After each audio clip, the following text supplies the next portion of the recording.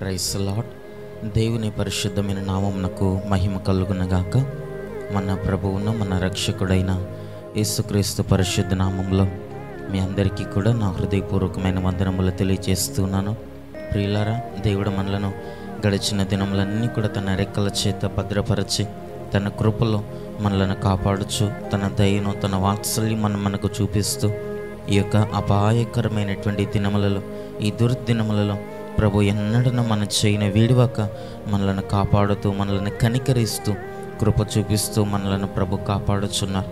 కాబట్టి ఆ దేవుని ప్రేమ కొరకై, ఆ దేవుని కనికరమ కొరకై ఒకసారి దేవునికి చేతులెత్తి స్తోత్రాలు చెల్లిద్దాం. స్తోత్రం స్తోత్రం స్తోత్రం స్తోత్రం స్తోత్రం స్తోత్రం స్తోత్రం.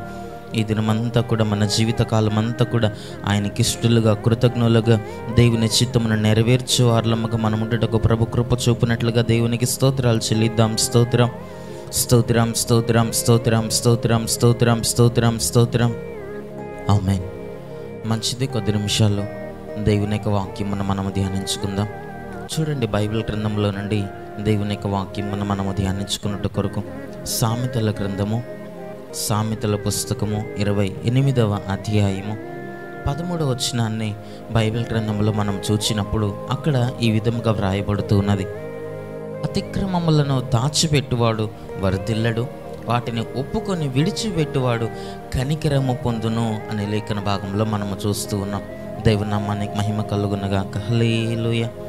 ప్రియులారా, అక్కడ వ్రాయబడుతున్నటువంటి ఆ మాటను మనము గమనించినప్పుడు మనము చేసినటువంటి అతిక్రమం, మనము చేసినటువంటి పాపం, మనము చేసినటువంటి దోషం, మనము చేసినటువంటి దేవునికి విరోధమైనటువంటి క్రియలనట వాటిని దాచిపెట్టక వాటిని ఒప్పుకొని విడిచిపెట్టినప్పుడట మనము దేవుని దగ్గర కనికరమును పొందుకొనగలుగుతాము, వర్ధిల్లగలుగుతామని దేవుని యొక్క లేఖన భాగంలో మనకు సెలవిస్తూ ఉన్నాయి. దేవునామానికి మహిమ కలుగునగాక. ఎప్పుడైతే మనము చేసినటువంటి అతిక్రమములను మనం ఒప్పుకోమో, చేసినటువంటి పాపమును దేవుని దగ్గర మనం ఒప్పుకోమో, చేసినటువంటి అతిక్రమము చెడు క్రియలను చెడు స్వభావమును ఎప్పుడైతే మనం విడిచిపెట్టకుండా ఒప్పుకొనక వాటిని ఎప్పుడైతే మన హృదయంలో దాచిపెట్టుకునేటువంటి వాటిగా మనం ఉంటామో మనకు వర్ధిల్లత, మనకు అభివృద్ధి అనేది ఉండదని బైబిల్ గ్రంథంలో మనము చూస్తున్నాం. ఆత్మ సంబంధముగాను శరీర సంబంధముగాను దేవుని విషయాల్లో ఏ విషయాల్లో కూడా అతడు అభివృద్ధి పొందలేడు అనే లేఖన భాగం మనల్ని హెచ్చరిస్తూ ఉన్నది. ఈ చివరి దినాల్లో మన యొక్క ఆత్మీయ జీవితాల్లో దేవుని యొక్క కనికరమును మనం పొందినట్లు ఈ యొక్క అంత్య దినములలో, ఈ దుర్దినాల్లో, దేవుని రాకడకు అత్యంత సమీపముగా ఉన్నటువంటి ఈ కడవరి దినాల్లో ఆయన రాకడలో ఎత్తబడినట్లు దేవుని కృపచేత మనం ప్రభు యొక్క ముఖ దర్శనమును మనము చేయునట్లు, ఆయనతో పాటు మనం నివాసం చేయునట్లు ఆయన కనికరం మనకి ఎంతో ప్రాముఖ్యం. దేవుని యొక్క కనికరం మనకు కావాలి. ఆయన కనికరమನ್ನು మనం పొందుకోవాలి అని అంటే మనము చేసినటువంటి ప్రతి అతిక్రమములనట, ప్రతి దోషం, ప్రతి పాపమునట ప్రభు సన్నిధానంలో మనం ఒప్పుకోవాలట. ఒప్పుకున్నటువంటి మనము మరలా ఆ కార్యమును చేయకుండా వాటిని విడిచిపెట్టేటువంటి వారలముగా ఉండాలట. అప్పుడు దేవుని కనికరాన్ని మనం పొందుకొనగలుగుతాం. ఆత్మ సంబంధముగాను శరీర సంబంధముగాను ప్రతి విషయములో మనం వర్ధిల్లగలుగుతాం, అభివృద్ధి చెందగలుగుతాం.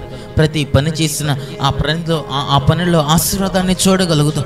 ఏ స్థలమునకు వెళ్ళినా ఆ స్థలములో నీ చేతి పనులను ప్రభు ఆశీర్వదించగలుగుతారు. ఏ కార్యమును చేసినా ఆ కార్యంలో ప్రభు యొక్క కృప, ప్రభు యొక్క సఫలతను మనము చూడగలుగుతాం. ఎప్పుడు మనము చేసినటువంటి పాపం, దేవునికి విరోధముగా మనలో కనబడేటువంటి ప్రతి అతిక్రమము, దేవునికి దుఃఖము కలిగించేటువంటి ప్రతి స్వభావం, దేవునికి నచ్చనటువంటి ప్రతి చెడు కార్యములను మనం విడిచిపెట్టినప్పుడట ప్రభు దగ్గర మనము కృపను పొందుకొనగలుగుతాం. ఈ రోజుల్లో అనేక మంది వారి ఆత్మీయ జీవితాల్లో దేవుని దగ్గరకు వచ్చిన వారు చేస్తున్నటువంటి ఆ పాపం, వారు చేస్తున్నటువంటి అతిక్రమములను విడిచిపెట్టకపోవటం మూలముగా, వారు చేస్తున్నటువంటి దేవునికి దుఃఖము కలిగించేటువంటి ఆ కార్యములు, చెడు కార్యములను విడిచిపెట్టకపోవటం మూలముగానే దేవుని కనికరానికి రోజున అనేక మంది దూరం అయిపోతున్నారు. దేవుని కృపకు అనేక మంది దూరం అవుతున్నారు. దేవుని యొక్క వాత్సల్యమునకు దూరం అవుతున్నారు. ఎందుకనగా అతిక్రమములను దాచిపెట్టు వారులుగా కనబడతారు, పాపమును దాచిపెట్టు వారులుగా కనబడతారు, దోషమును దాచిపెట్టేటువంటి వారులుగా కనబడతారు. ఆ కనుకని దేవుని కనికరముని ఈ రోజున అనేక మంది పొందుకొనలేకపోతున్నారు. బైబిల్ గ్రంథములో సమరీ స్త్రీని గురించి మనము చూస్తాం.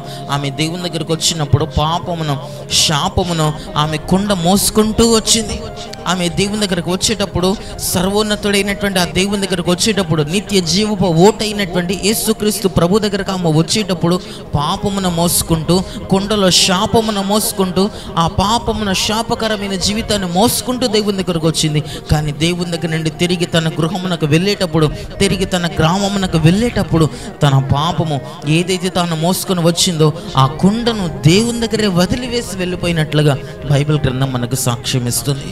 కనుకనే దేవుడు ఆమెను ఆశీర్వదించాడు, దేవుడు ఆమెను దీవించాడు.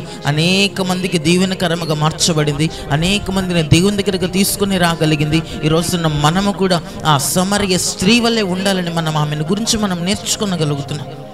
కారణం ఏమిటనగా, దేవుని దగ్గరకు వచ్చినప్పుడు తన పాపాన్ని వదిలివేసింది, తన యొక్క దోషమును వదిలివేసింది, తన చెడు స్వభావములను విడిచిపెట్టినట్లుగా బైబిల్ గ్రంథంలో మనము చూస్తున్నాం.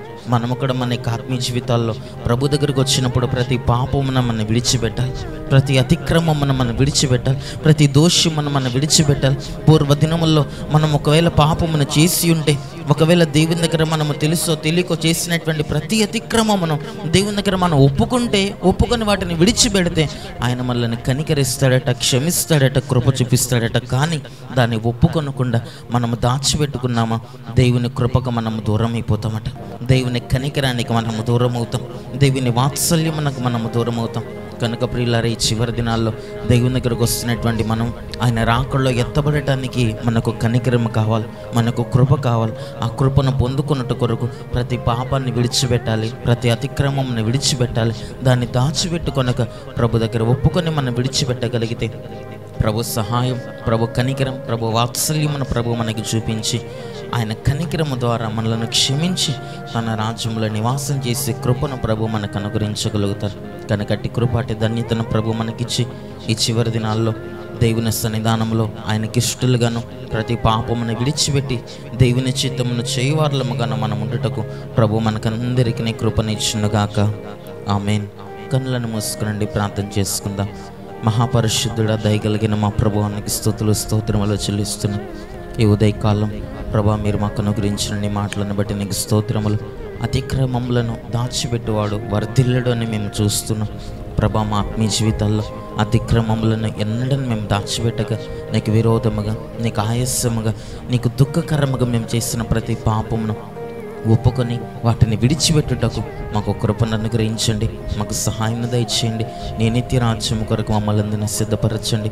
వాక్యమైనటువంటి ప్రతి ఒక్కరిని మీరు ఆశీర్వదించి దీవించి వారి యొక్క ఆత్మీయ జీవితాల్లో, మా అందరి ఆత్మీయ జీవితాల్లో ఉన్నటువంటి ప్రతి అతిక్రమములను, దోషములను ఈ సన్నిధానంలో ఒప్పుకొని విడిచిపెట్టి నీకు ఇష్టలుగా జీవించే భాగ్యం మాకు ఇచ్చి మా జీవిత కాలమంతా నీ కృపా కనికరములను, నీ కృపా క్షేమములను మాకు తోడుగా ఉంచి మా వెంట పంపించి మీ రాజ్యం కొరకు మమ్మల్ని అందరినీ సిద్ధపరచమని యేసయ్య నామములో ప్రార్థించి అట్టి కృపను పొందుకొని నాము తండ్రి.